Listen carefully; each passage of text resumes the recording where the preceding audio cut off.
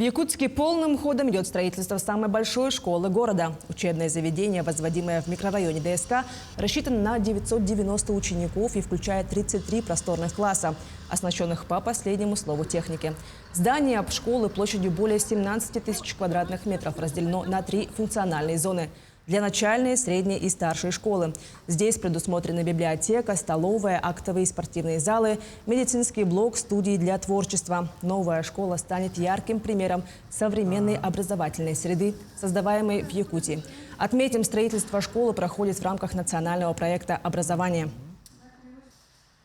В данный момент заканчиваем бетонные работы, каменные работы. Полноценно идут отделочные работы. Отделочные работы у нас идут с марта месяца. Сейчас классы практически готовы под монтаж ТХ оборудований, парт, досок. У нас по отделке осталось крыло спортзала и актового зала. У нас 2 больших спортзала и актовый зал. В актовом зале, который будут монтироваться акустические панели и зрительные кресла.